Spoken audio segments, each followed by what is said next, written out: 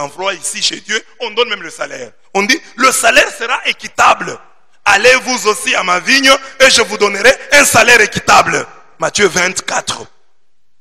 Ce salaire équitable est à convenir sur place. On ne va pas te dire non, le salaire, non, c'est sur place. En tête à tête. Donc, face à face. Il convient avec les ouvriers d'un denier pour la journée et les envoyer à sa vigne. Matthieu 20, verset 2. L'ouvrier mérite son salaire. Celui qui travaille dans la vigne du Seigneur doit croire qu'il y a quelqu'un au ciel. C'est lui, les rémunérateurs de ceux qui les cherchent. Hébreux 11, verset 6. L'ouvrier mérite son salaire. Matthieu 10, 10. Bien-aimés, nous travaillons pour Dieu. Quand Dieu vous engage dans sa vigne, Dieu va vous payer.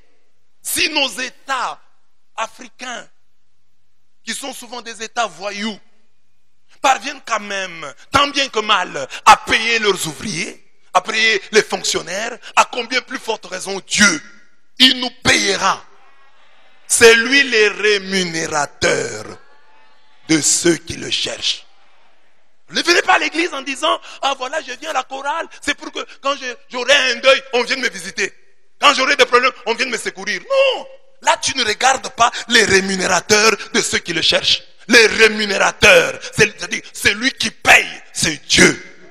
Les hommes peuvent ne pas voir, les hommes ne peuvent ne pas reconnaître l'œuvre, le travail que vous faites. Mais il y a un Dieu, il y a quelqu'un au ciel qui connaît la valeur de ce que vous faites. Les hommes, eux, peuvent méconnaître votre travail. Ils peuvent même vous refuser le salaire. Ils peuvent tout le temps vous parler de l'enfer. Mais Dieu vient vous parler du salaire. Et le salaire que Dieu promet à ses enfants est toujours un salaire qui fait des jaloux. Le salaire de Dieu fera toujours des jaloux. Au jour que je prépare, ils seront mon bien propre, dit Yahweh Sabaoth. J'aurai compassion d'eux comme un homme a compassion de son fils qui le sert. Alors vous verrez la différence entre un juste et un méchant, entre qui sert Dieu et qui ne le sert pas. Malachie 3, 16 à 17. Vous verrez la différence entre celui qui sert Dieu et celui qui ne le sert pas. J'ai dit toujours que ce texte a une portée eschatologique. C'est-à-dire, nous le vivrons dans le plérum eschatologique. À la fin de temps, Dieu va nous payer. Mais déjà aujourd'hui, Dieu nous paye. Il faut que déjà aujourd'hui, on voit la différence entre celui qui sert Dieu et celui qui ne le sert pas. Mon frère, ma soeur, est-ce que tu sers Dieu? Est-ce qu'on peut aussi t'appeler serviteur de Dieu? Qu'est-ce que tu fais concrètement pour ton Dieu? Je t'apprends que venir à l'église n'est pas encore servir Dieu. Quand tu viens à l'église, tu viens apprendre à servir Dieu. Tu dois avoir un engagement dans ton église. Tu dois faire quelque chose pour ton Dieu. Tu dois être choriste. Tu dois travailler au protocole. Tu dois être évangéliste. Tu dois quand même faire un travail. Tu dois travailler pour Dieu. Tu travailles dans cette entreprise-là et les hommes te payent.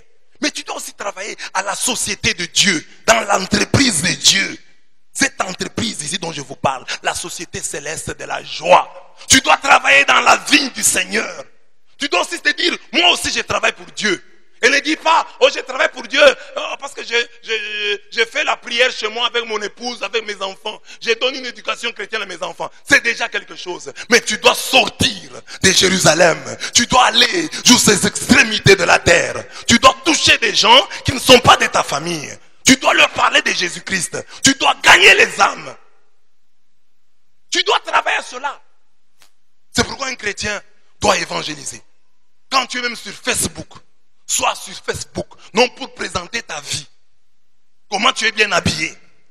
Ne sois pas sur WhatsApp pour montrer tes photos, comment tu es habillé. C'est vrai, tu peux aussi donner mettre des photos, il n'y a pas de problème. Mais montre, même à travers ton image, que tu es chrétien. Évangélise, trouve une pensée, trouve une prière que quelqu'un va lire et qui peut l'aider. Dis-toi, je suis sur les réseaux sociaux pour parler de Jésus-Christ, pour gagner les âmes. Répercute les enseignements que tu écoutes.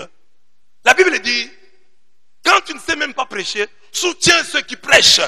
Partage la parole de Dieu qui t'est prêchée. Aujourd'hui, tu as un message. Toi qui m'écoutes ici dans cette église, tu as même un feuillet. Tu peux reprendre une phrase du feuillet ici, de l'enseignement. Tu peux reprendre un mot qui te touche. Et tu peux parler. Quelqu'un lira.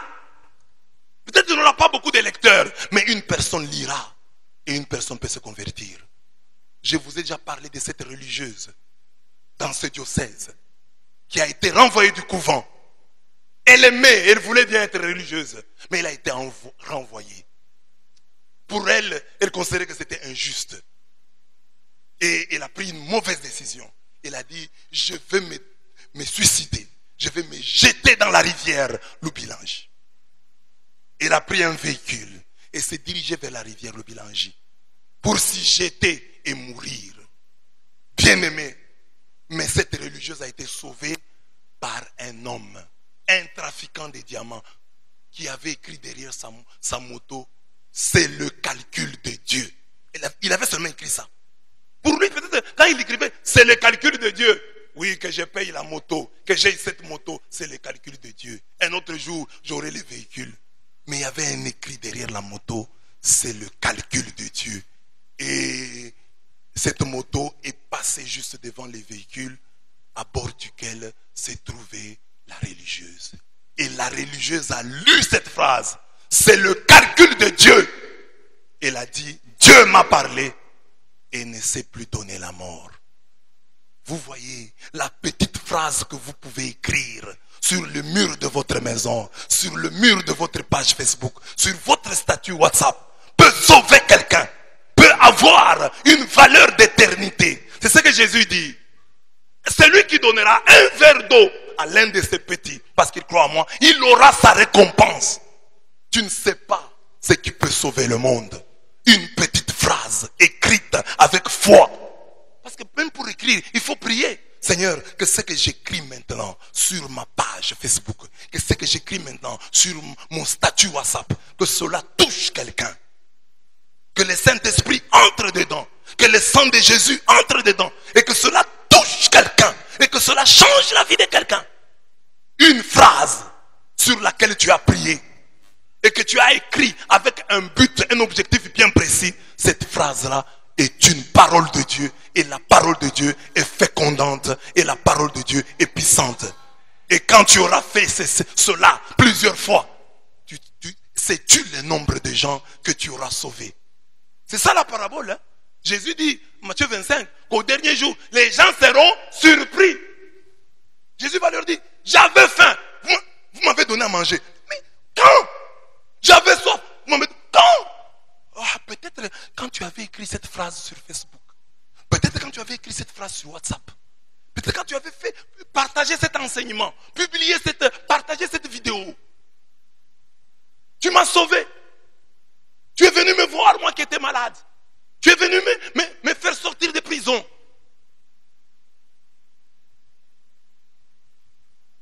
Travaillons pour Dieu. Si le monde nous paye, Dieu nous paierait davantage.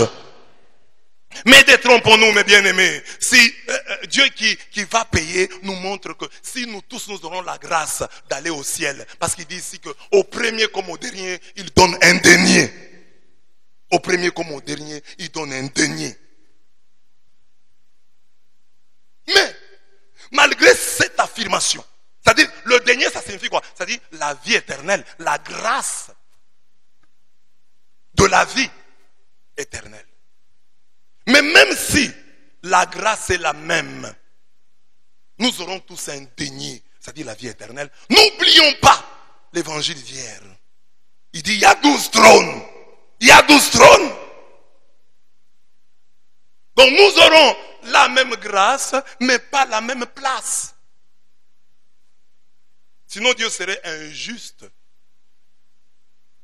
C'est ce que Jésus dit ailleurs. En Matthieu 5, 19, il dit, c'est lui donc qui supprimera l'un de ses plus petits commandements et qui enseignera aux hommes à faire de même, sera appelé le plus petit dans le royaume des cieux. Mais celui qui les observera et qui enseignera à les observer, celui-là sera appelé grand dans le royaume des cieux. Donc dans le royaume des cieux, il y aura des grands, il y aura des petits. Je vous invite là à avoir des ambitions célestes, des ambitions spirituelles. Il ne faut pas dire, ah non, nous irons tous au ciel, nous tous nous aurons un denier. Non, ça c'est mal comprendre le texte. Au ciel, Jésus dit ici, Matthieu 5, 19, il y a des grands, il y a des petits. Hier, il nous disait qu'il y a 12 trônes. Détrompons-nous donc, la vie éternelle sera une, mais diverse. Et ça, vous pouvez comprendre, quand vous avez des gens comme Abraham, ce qu'il a fait pour Dieu, l'inventeur de la dîme, l'homme qui n'a pas hésité à donner à Dieu Isaac. Toi, tu as des problèmes pour acclamer Dieu. Tu as des problèmes pour danser pour lui. Tu as des problèmes pour arriver à temps à la prière. Et tu penses que tu auras la même grâce qu'Abraham. C'est-à-dire tu entreras, tu auras ton denier. Mais Dieu ne te donnera pas la même place qu'Abraham. D'ailleurs, Abraham, la Bible dit que le ciel lui-même porte son nom. On dit que quand Lazare, le pauvre, est mort, il s'est retrouvé dans le sein, sur la poitrine d'Abraham. Le ciel est appelé poitrine d'Abraham. Donc, il ne faut pas dire non, avec Abraham, nous aurons un denier. C'est-à-dire, je peux être un chrétien minimaliste, je peux être un chrétien minimaliste, il n'y a pas de problème. Nous allons tous monter des classes.